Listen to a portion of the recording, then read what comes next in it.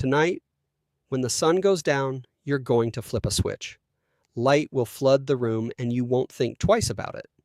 But for 99.9% of human history, that switch didn't exist. When the sun set, the world went dark. You couldn't even see your own hand in front of your face. But modern humans almost never experience this. For over 300,000 years, every single one of your ancestors spent roughly half their life in near total darkness. They didn't even have candles for most of that time, just the black sky, the stars, and whatever fire they could keep alive. So, what did they actually do for all those hours? The answer changes everything we think we know about sleep, storytelling, and what it means to be human. Let's start with fire, because fire is the reason any of this was possible. The earliest solid evidence of humans controlling fire comes from Wonderwerk Cave in South Africa, roughly 1 million years ago. But fire didn't just keep people warm, fire completely restructured the human day. Before fire, our ancestors were like every other primate.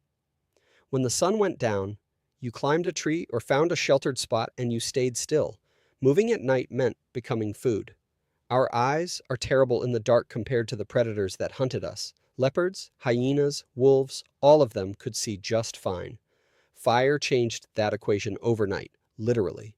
A campfire creates a circle of safety roughly 30 feet in diameter. Inside that circle, predators won't come. Outside that circle, you die. This is not an exaggeration. Anthropologists studying modern hunter-gatherer groups have documented that people who wander away from the fire at night are significantly more likely to be killed by predators, even today. But here's what's fascinating. Fire didn't just protect humans at night. It gave them something they'd never had before, extra hours. Think about this. Before fire, the useful day ended at sunset.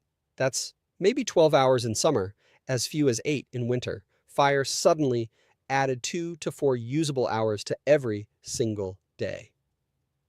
And over thousands of generations, those extra hours changed our species.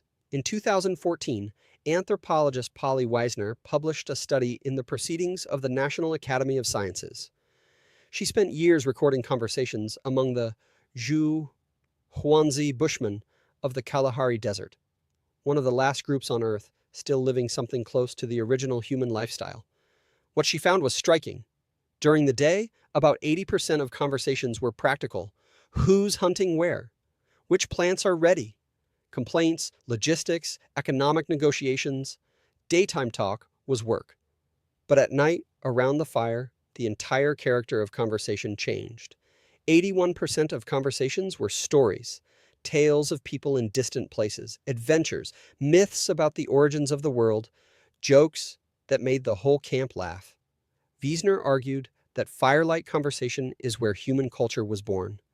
The campfire was the original theater, the original classroom, the original church. It's where humans learned to think beyond the immediate present and imagine things that don't exist yet. It's where we became us.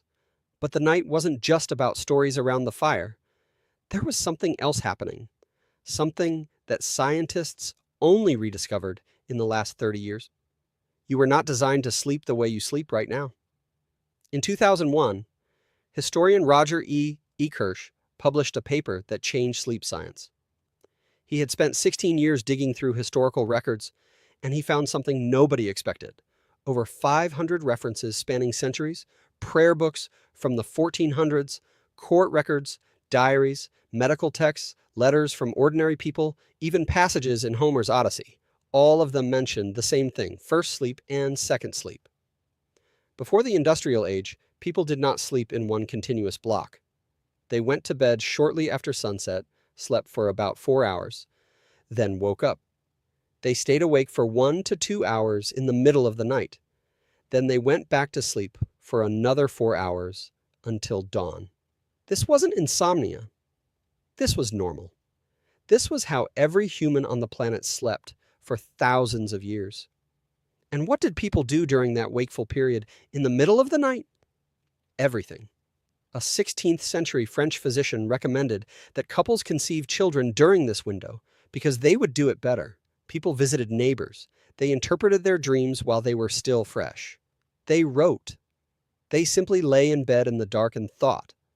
A doctor's manual from the 1500s advised patients that the best time to study and reflect was during the watch, as they called it, the quiet hours between first and second sleep, when the mind was calm and the world was still.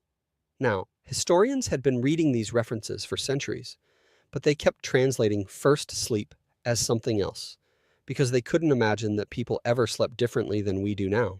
The assumption was so deep that translators literally mistranslated ancient Greek and medieval Latin to make it fit their modern experience. But then science confirmed what history had been saying all along. In 1992, psychiatrist Thomas Weir at the National Institute of Mental Health ran an experiment. He took a group of volunteers and removed all artificial light from their lives. For 1 month, they experienced 14 hours of darkness every night, just like our ancestors would have before fire extended the evening. Within weeks, every single participant settled into the same pattern: 4 hours of sleep, 1 to 3 hours of quiet wakefulness, then 4 more hours of sleep. Nobody told them to do this. Nobody suggested it. Their bodies just did it, as if some ancient program had been waiting inside them the whole time, buried under centuries of artificial light. Weir measured their hormone levels during the wakeful period and found something remarkable. The participants were in a state unlike any normal waking state. Their brains were producing elevated levels of prolactin, the same hormone released during meditation and after orgasm. They described feeling peaceful, reflective, almost meditative. It wasn't just a gap in sleep, it was its own distinct state of consciousness, one that most modern humans have never experienced. So, what killed it? The answer is simpler than you'd think: light. In the 1600s, cities began installing street lamps. Paris was one of the first under Louis XIV, who wanted to reduce crime. London followed. The night, which had been a place of danger and fear, slowly became navigable. Then came